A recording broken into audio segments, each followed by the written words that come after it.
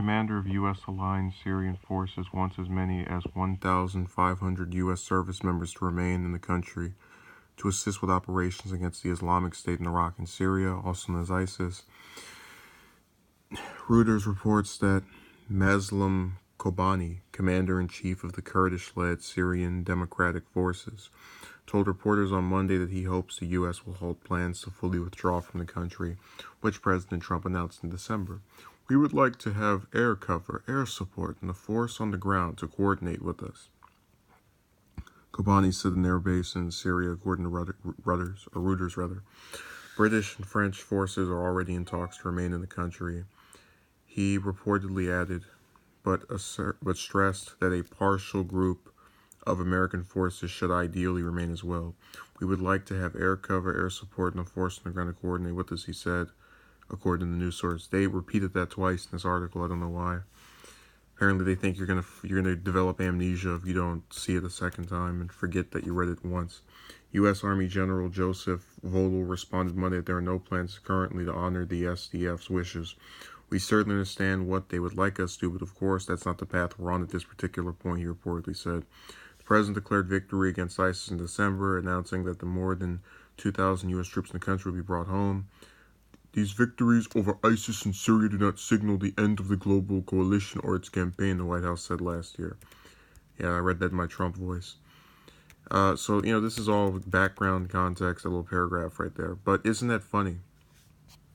How I've oftentimes said that a lot of Americans that are, that have Trump derangement syndrome, they become friendly to groups and people and professions that historically have done things that are counterintuitive to what we as a collective want. So, for example, if you were to ask an American at the height of the Vietnam War, who was, let's say, ardently opposed to it, if they trusted the view of the generals over the politicians, they would say no, because they would say, well, the generals are ones keeping us over there.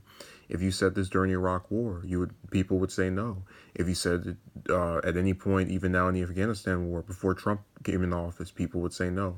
My point is, it's not surprising that Kobani is saying, I don't care how many of these service members have died. I don't care how long this conflict's gone on. We just want more of you to stay here.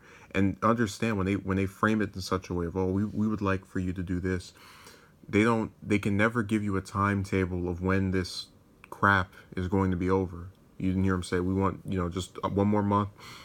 I pledge that we'll be out of here by the end of the year. Midway through this year, nothing. They always do that. They try to entice you by saying, just keep a couple more people here. And then, oh my God, there's a new threat. We need more troops. Every single time, in every country, with every general, they always push to stay in these conflicts. That's why we've been in Afghanistan for 18 years, Yemen for 4.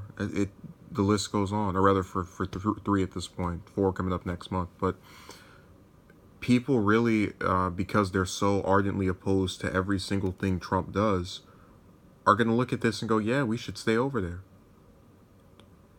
And I've tried to explain that one of the things not to lose sight of is your own ideology. So, for example, I've said multiple times, I gave him credit for meeting with Kim Jong-un as opposed to having a nuclear war, for announcing he wanted to get out of Syria. Of course, later on, his administration backtracked. My point is that repeatedly and recurringly, I have given him credit in places where it's something I myself would want, anyone to do if they're in that circumstance.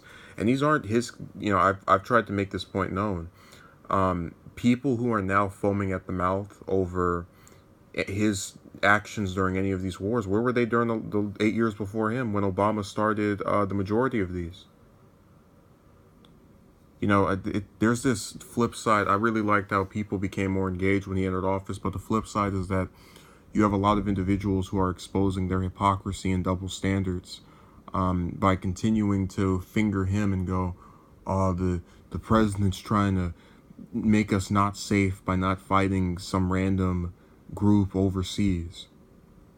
Just like the Houthi rebels. I've never seen a single Obama supporter say, hey, look, we need to get out of there. We're fighting people who have done nothing to us.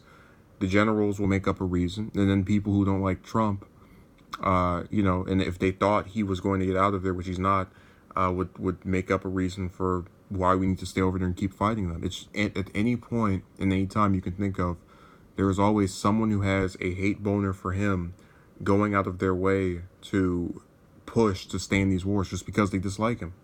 Anytime it's counterintuitive to what he wants to do. And these generals don't, you know, I've tried to say they have a thing of, it's easy to tell you if I'm in my suit and tie, hey, I want 10 people to come over here from this country and serve for, you know, an unestimated amount of time, and then they get murdered and blown to pieces while I get to sit up in my nice comfortable room and, you know, never have to worry being dragged out to the front lines. And, you know, it really exposes the lack of concern that these people have, which makes sense given their positions. So it's a sad scenario. I hate it, but it is what it is. So thank you.